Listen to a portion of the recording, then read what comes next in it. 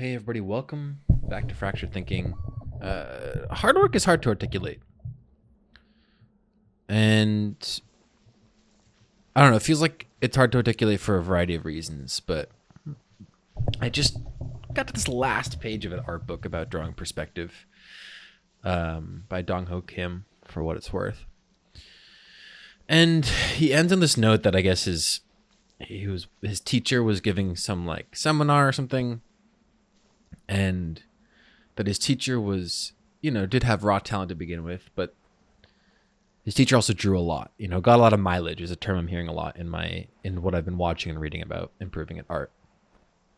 And I found that in art, I'm also going to be talking about my experience with programming, but I hope it's applicable in to many people. But I guess I found that I'm not looking at how to add details to art. I'm more looking at I've been gravitating to videos and articles that talk about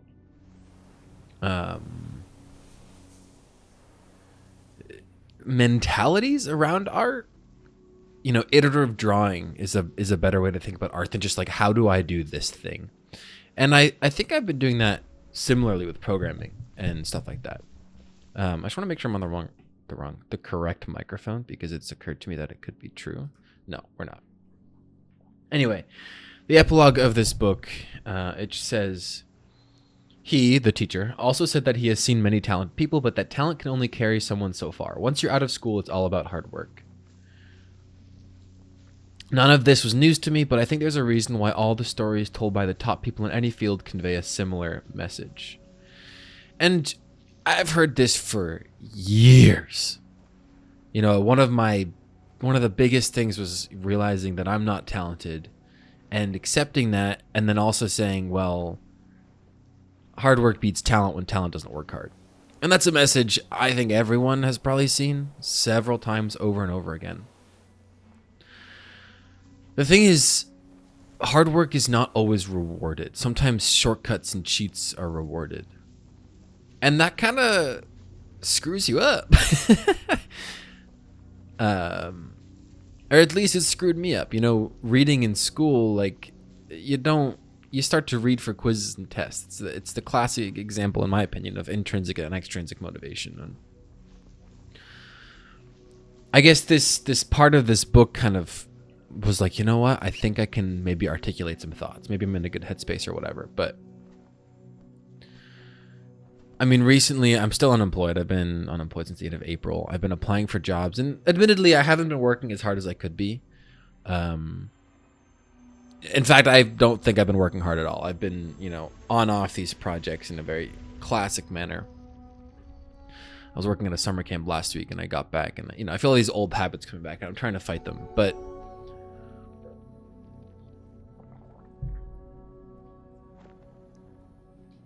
the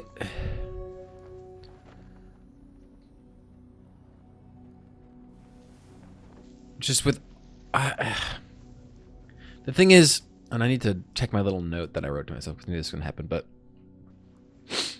it's like, I don't know if it all, because I was such a goal-driven individual for so long, and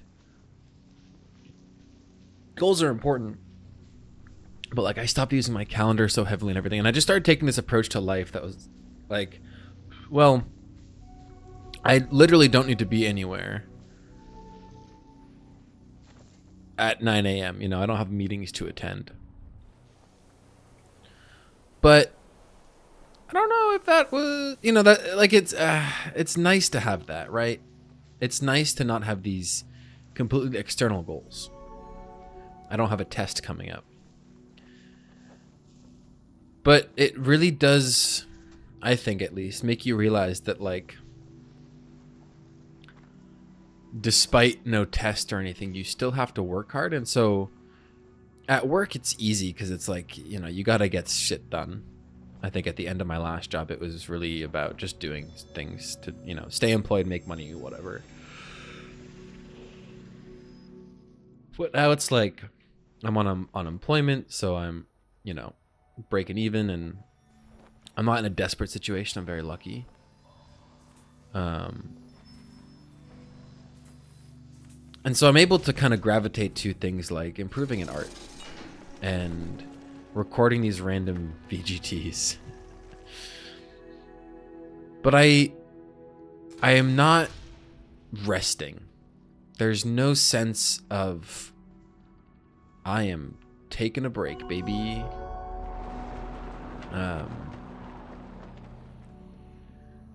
There's no sense of rest. There's honestly more discontent, I think, because I have all this time and, you know, I'm not working on videos and I'm not working on this thing I want to work on, to both because I had the time and I want to make it.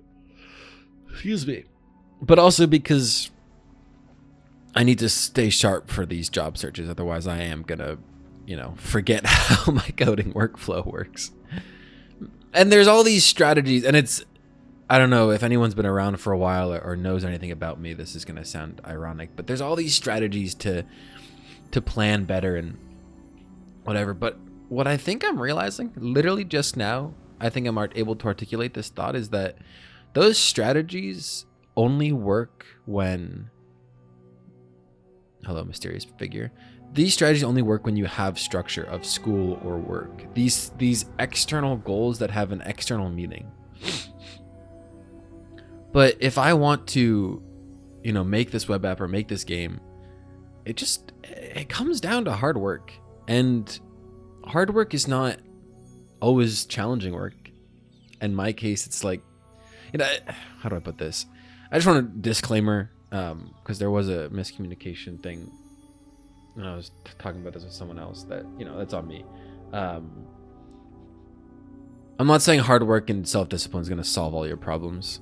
I am not talking about anything other than when you are able to sit down and start doing the thing. This is a mentality around working on something that you want to work on.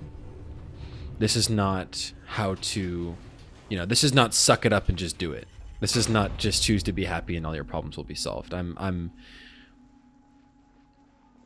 This is what comes after that. I don't know. I'm just trying to say, like, you know, I've tried to create deadlines and you know, Finite Vault needs to be done as if it was a take-home assessment. It's not done. It's almost an entire month later and it's not done. And it could be done. I just haven't put in the time.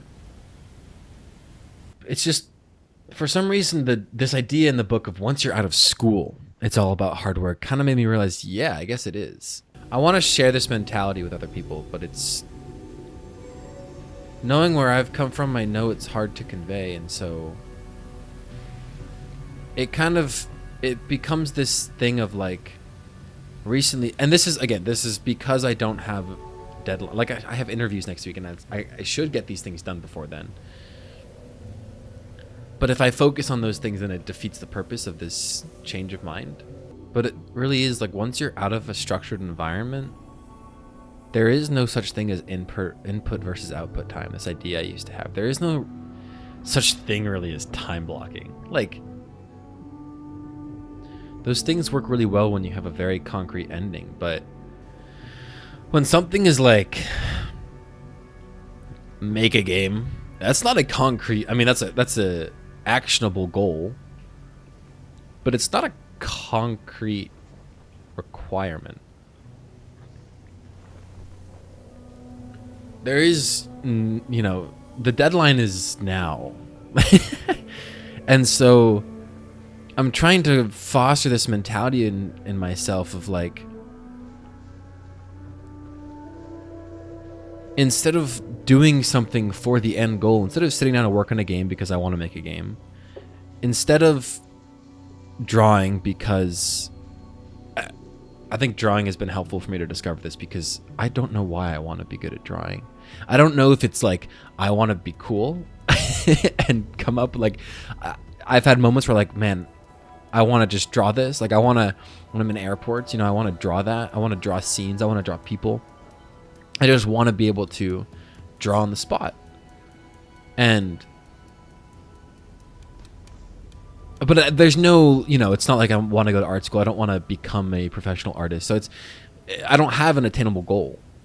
The goal is just, like, being able to draw. And so what I've come to realize, so to speak, is like all I'm focusing on with art is just sitting down and working on art, which is hard to say for something like studying or work. It's like, you know, enjoying studying is hard because there is a concrete goal, and sometimes you gotta just like it's not necessarily possible to make yourself enjoy it.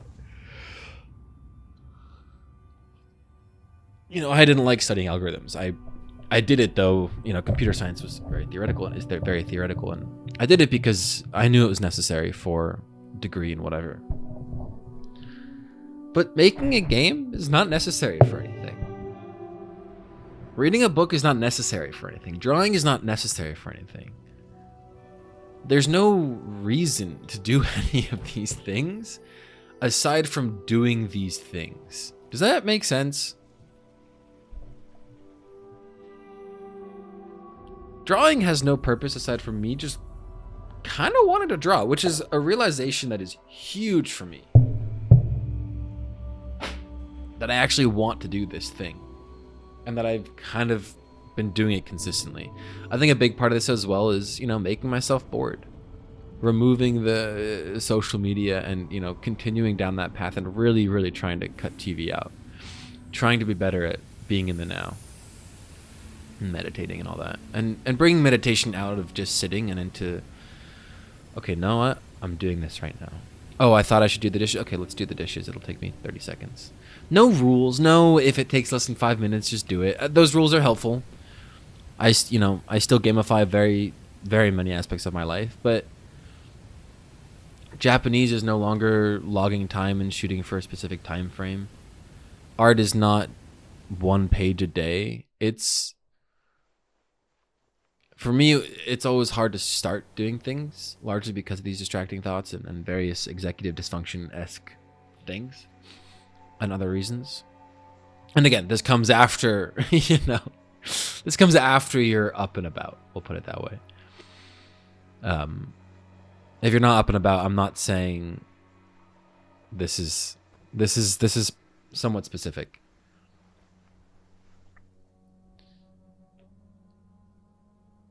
And I guess it's just like,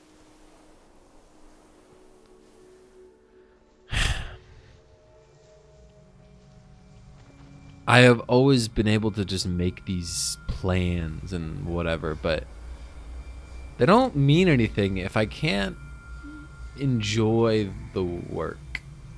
If I can't do what I'm doing in order to do it. And that's a privileged thing to say when you're A, unemployed, and B, out of school. But it does end up being a thing where it's like, it's still hard work. I could sit here and play video games all day, sleep all day. And you know what? Sometimes I do that. That's not an inherently bad thing. The hard work can be avoiding that. And how you choose to do that, maybe you need some rules.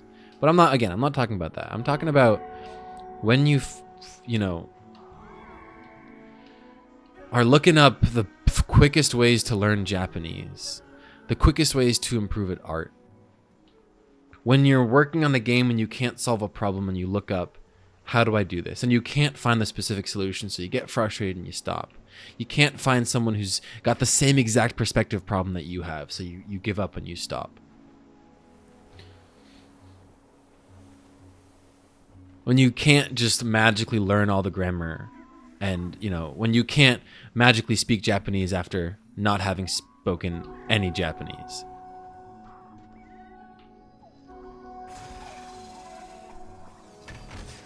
But I gotta stop watching anime with subtitles. I gotta start watching TV shows in Japanese. I have to be iteratively drawing.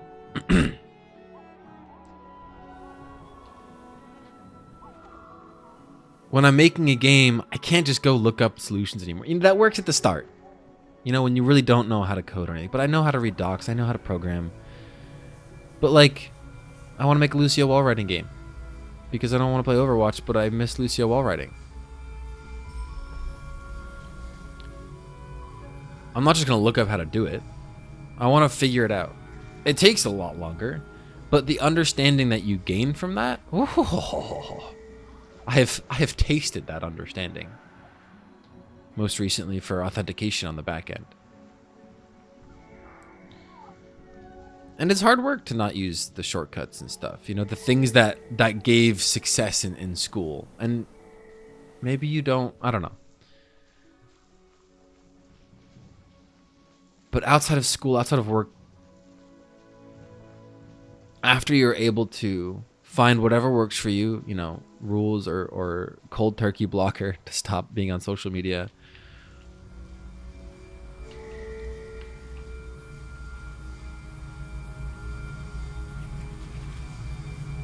After you're able to go beyond that, I guess, I think you need to forego structure.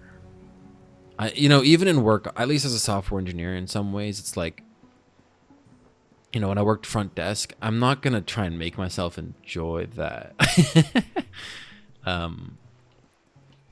So obviously there's caveats. Like, you don't have to make yourself just enjoy every job magically. That's not it.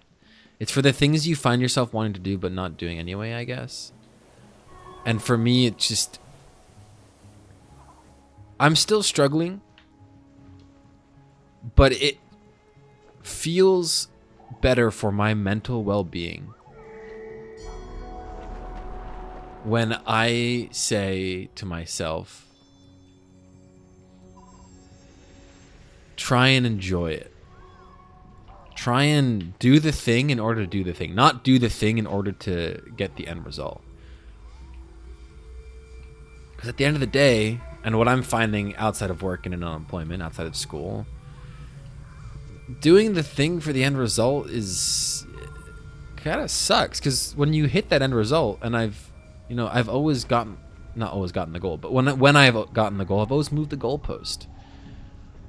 And moving the goalpost is terrible for your mentality. Dare I say, you know, maybe it's one of the flaws of education systems, but when they're easy to, you know, work the system, then it just kind of turns out that way sometimes. Anyway. Just sitting down to do game development, using little things as goals and structures, but I just, you know, it's definitely not sitting down to do task X. It shouldn't really be, you know, sitting down to do this for an hour. It's just sitting down to do this for now. And maybe this is just because I was finished teaching at a Buddhist summer camp and I reconnected with a lot of those ideas. But it's just taking this one moment, right? And saying to yourself, well, what do I want to do now? Right now, I wanted to record a VGT, so I started, and it got rough in the middle there. And if you stuck with me, thanks so much for listening. I mean, of course, if you have thoughts, I'd love to see the comments below. I'm always, you know, I'm fascinated to hear where my shortcomings are in communicating these ideas.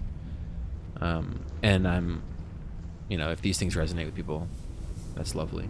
It's, you know, I'm about 3.5 months into this realization, and I'm maybe 15% in understanding it. I'm only just now being able to articulate the shifts in my, I'll say shifts in my beliefs. I think it's strong enough to say shifts in my beliefs. Because I really am, or was, someone who leaned on systems to get the goal. But then that I kept getting the goal and wondering what came next. And so I'm just really trying to work hard to get to a point in life where it's like, right now, what do I want to do? It doesn't become I have to do game development to make this game.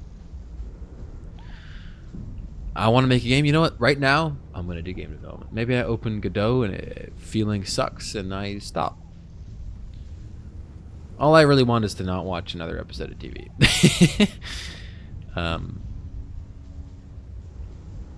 But truly, when it comes down to it, kind of a cool shot. Lately, I've just been feeling like trying to impose deadlines on myself, trying to, you know, get myself to say input versus output time.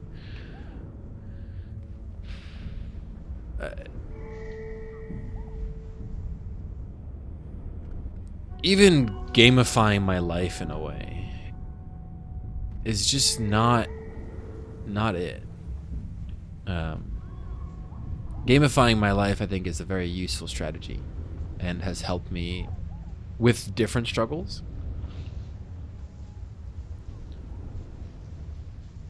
And continues to help me with different struggles and, different solutions for different problems. I'm not saying this is a fix-all.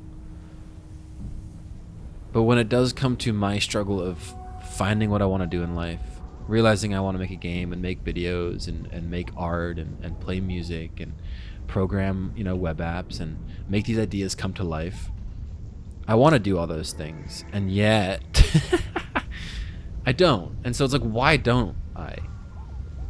And after I can, get past the struggle of the actual doing, which is different problem, different solution,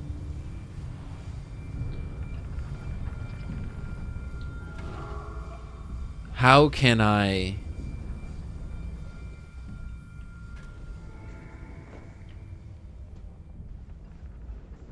work on doing something and enjoying it? And, 2 days ago I went on a 10-mile run. And my only thought was, you know what? I could sit down and watch TV. I could go for a walk. It took me about 12 hours to actually do this run, by the way. I was supposed to do it at 8 a.m. and I went out at 8:30 p.m. And I just ran, and my mentality was, I'm going to run just like I might go on a walk. I'm going to run just like I might sit down and watch TV. And I did it. It was a beautiful sunset run. My legs didn't feel like they were going to explode. It was a great run. Didn't care about pace. I did well, but whatever. There was no, I have to do this. I mean, there was at the start, but I was trying to, very conscientiously, as if it was meditation, brush it away. Like, yes, you do have to do this, but that's okay. Let's not think about having to do it. It's not even a matter of getting to do it. It's just, I'm going to do this as if I might go on a walk. And that's because the run was not, I don't know. The barrier of entry has been lower and lower over the last 3 years of me running. It took time to get to that point. And I gotta bring that in to the rest of my life. I want to work on a game today just because I'm around, I have the time, and I might as well sit down and code for a little bit. If I go into this thinking, I have to do this and whatever, that used to work. It used to work to say, okay, I have an hour and a half time blocked. Let's just sit, let's buckle in, because I got to do this for this test that's happening or this homework assignment that's due. But it doesn't work anymore. That doesn't work anymore. And now I'm working really hard on shifting my beliefs, and I've only just taken the first couple of steps on a very long road. And I'm hoping I don't fall down and go backwards. I probably will, but I don't know. It's hard to articulate a change of beliefs, especially when when you are / were someone who is the opposition of those kinds of beliefs. Because it's not easy to just change your mind. I'm not trying to say that. I'm just trying to articulate that, like,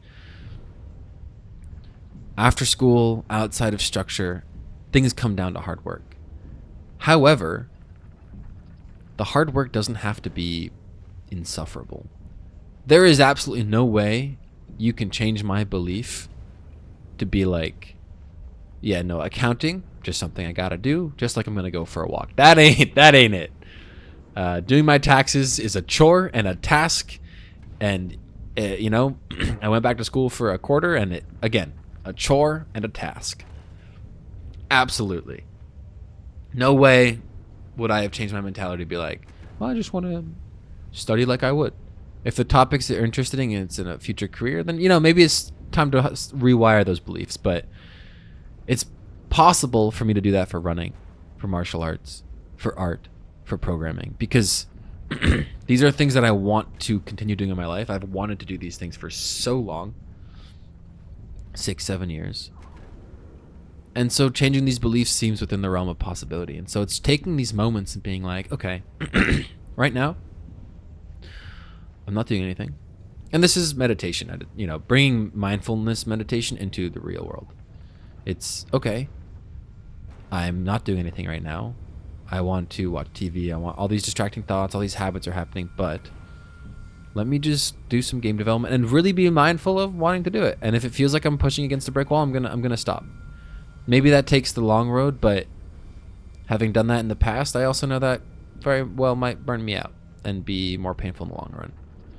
And I want to look back and be like, oh, you know, I did a few hours of game development today, but unlike when I logged all my time, I don't want to notice that. I don't care about how many hours I spend anymore. That was to show people that I'm not talented.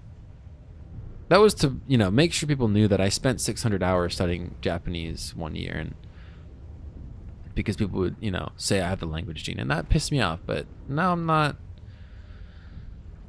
I want people to know that I, as an average person, can do these things, change my beliefs, accomplish these things, and I want to show that with the world, which is the point of my lifestyle channel. I'm going to stop talking. I think I kind of found my groove at the end here, so maybe I'll cut out middle of the video. But thanks for watching and or listening to Fractured Thinking. Would love to hear your response, thoughts, and whatever in the comments down below. But without further ado, have a good one, and I'll probably be back with Journey in the next one. Take it easy, and don't forget to stay awesome.